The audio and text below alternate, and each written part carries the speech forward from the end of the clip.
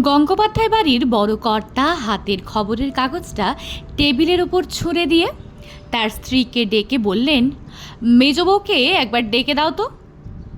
এক গলা ঘোমটা দিয়ে ভাসুর ঠাকুরের সামনে এসে দাঁড়ালেন কাদম্বিনী। ডেকেছেন দাদা? ভাসুরের কণ্ঠে যেন মেঘ ডাকল। টেবিলের ওপর পড়ে থাকা বঙ্গবাসী পত্রিকাটি দেখিয়ে বললেন, পড়ে দেখো, তোমার জন্য তোমার স্বামীর, আমাদের পরিবারের সম্মান আজ কোথায় নেমেছে। নিজের জেদটাকে চিরকাল বড় করে দেখলে, আর দ্বারকাও তোমার তালেই তাল দিয়ে গেল। ছি ছি, খবরের কাগজ দেখে লজ্জায় মাথা কাটা যাচ্ছে। কৌতূহলের সঙ্গে পত্রিকাটি তুলে নিলেন কাদম্বিনী দেবী।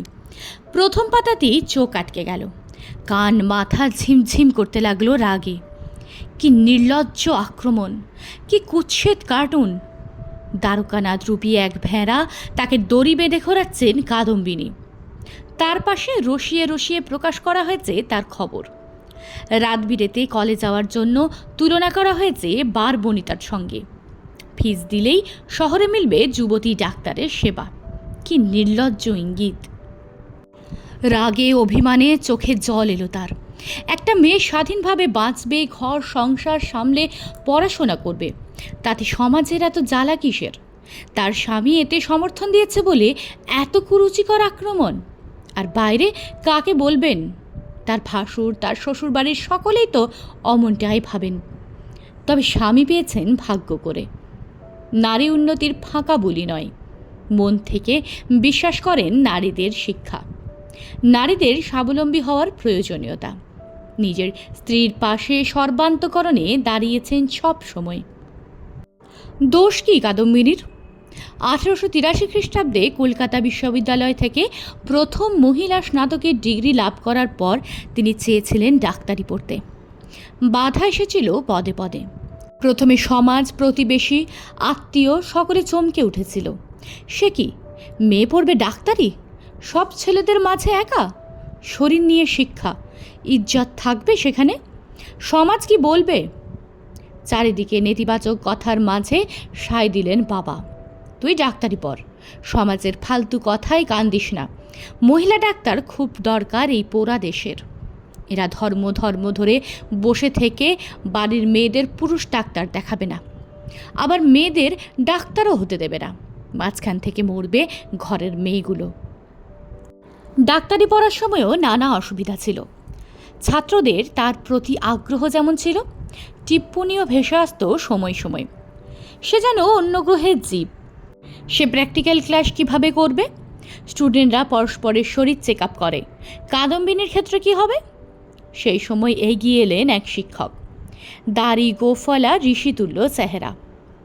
তিনি বললেন, এইসব নিয়ে ভেবো না, আমি ব্যবস্থা করে দেব।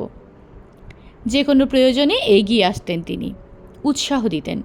কখন যেন কাদম্বিনীর লড়াইয়ের শরিক হয়ে গেলেন সেই শিক্ষক। ভরসা পরিণত হলো প্রণয়ে। সেই থেকে লড়াইয়ের সঙ্গীকে জীবনের সঙ্গী করে নিলেন কাদম্বিনী। বয়সে 18 বছরের তফাৎ। বিপত্নিক, কিছুই বাধা হলো না। ব্রাহ্ম সমাজের নেতা, সমাজ সংস্কারক এই লোকটির মধ্যে কাদম্বিনী খুঁজে পেলেন এক প্রকৃত মানুষকে। তার উৎসাহ ও চেষ্টাতেই কাদম্বিনী পেলেন প্রথম ভারতীয় মহিলা হিসেবে ইউরোপীয় চিকিৎসা শাস্ত্রের ডিগ্রি। সেই উদার মানবতাবাদী সমাজ সংস্কারক মানুষটির নামে এমন কুৎসা! শিক্ষা দিতে হবে বঙ্গবাসী পত্রিকার সম্পাদক মহেশ পালকে। আদালতে যাওয়ার সিদ্ধান্ত নিলেন তিনি। দ্বারকানাথ বললেন, ছেড়ে দাও, কি দরকার এইসবে? কিন্তু কর্তব্যে অটল কাদম্বিনী বললেন, না, এই লড়াই আমার নিজের জন্য নয়। বাংলার ঘরে ঘরে যেসব মেয়েরা শিক্ষার জন্য গুমড়ে মরছে, সমাজের ভয়ে এগোতে পারছে না, এই লড়াই তাদের জন্যে। যাতে শিক্ষার জন্য এগিয়ে আসা নারীদের কেউ কলঙ্ক লাগাতে না পারে, এই লড়াই তার জন্য লড়াই। লড়লেন তিনি। মহেশ পালকে 100 টাকা জরিমানা আর 6 মাসের কারাবাসের ব্যবস্থা করে তবে থামলেন। আইনের লড়াইতে জিতলেও সমাজের লড়াইতে জয়ী হওয়া অত সহজ ছিল না। রক্ষণশীল সমাজ রীতিমতো ঘৃণার চোখে দেখত তাকে। এমনই এক পরিবার ছিল কলকাতার রায়চৌধুরী পরিবার। গৃহকর্তা মনে করতেন মেয়েদের স্থান অন্তর্মহলে। আধুনিক শিক্ষা বিগড়ে দিতে পারে মেয়েদের।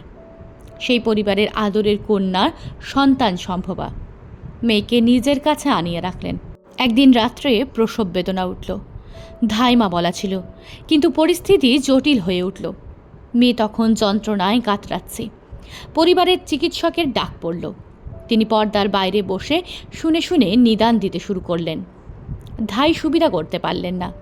আস্তে আস্তে এলিয়ে পড়তে লাগলো সুলতা। ডাক্তার সেন কর্তাকে ডেকে বললেন, এইভাবে চিকিৎসা সম্ভব না। যদি পুরুষ ডাক্তার দিয়ে চিকিৎসা না করান, কাদম্বিনী গাঙ্গুলিকে কল দিন। সম্প্রতি লন্ডন থেকে বিরাট ডিগ্রি নিয়ে ফিরেছেন।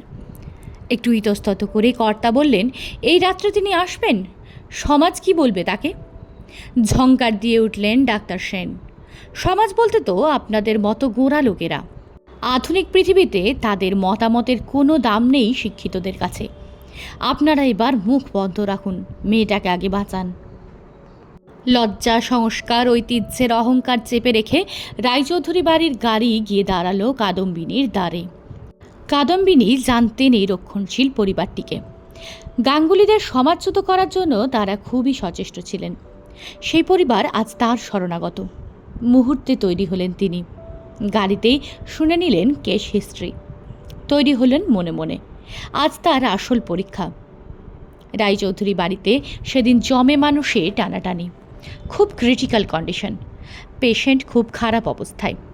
তিনি বললেন, আপনাদের গাফিলতিতে আজ এই পরিস্থিতি। পেশেন্টকে বাঁচানোর আপ্রাণ চেষ্টা করছি, কিন্তু বেবির কোনো গ্যারেন্টি নেই। অবশেষে বেরিয়ে এলেন ক্লান্ত কাদম্বিনী দেবী। ঘরের ভেতরে কান্নার আওয়াজ। না, সে আওয়াজ দুঃখের নয়, কচি গলার কান্না, স্বস্তির কান্না। রায়চৌধুরীবাবু এগিয়ে এলেন। কাদম্বিনী গম্ভীর মুখে বললেন, আপনার মেয়ে সুস্থ আছে, বেবিও পুরো ফিট, নাতনি হয়েছে আপনার। পৌরের চোখে চকচক করে উঠল জল। আপনাকে কি বলে ধন্যবাদ জানাই। আশীর্বাদ করুন এই মেয়ে যেন আপনার মতোই ডাক্তার হয়। আপনার ফিস কত দেব মা? হঠাৎ আবেগে রুদ্ধ হয়ে গেল কাদম্বিনীর গলা। ফিস দিতে হবে না, যেটা বললেন সেটাই করুন। মেয়েটাকে শিক্ষা দিন, বিকশিত হতে দিন কুড়িগুলোকে। হুশ করে বেরিয়ে গেল কাদম্বিনীর গাড়ি। এই হলেন কাদম্বিনী গাঙ্গুলি। শুধু চিকিৎসক নন, এক লড়াই, এক সংস্কারক, এক প্রেরণা। কিন্তু তিনি আজ বিস্মৃতির অন্ধকারে। তার নামে হয়নি মেডিকেল কলেজ, রাস্তা, মূর্তি, কোনো কিছুই। তিনি তা চাননি। যা চেয়েছেন তা হয়েছে। হাজারে হাজারে মেয়ে নিচ্ছে চিকিৎসাবিদ্যার পাঠ। স্বপ্ন দেখছে চিকিৎসক হওয়ার। সেই স্বপ্নই দেখিয়েছিলেন তিনি।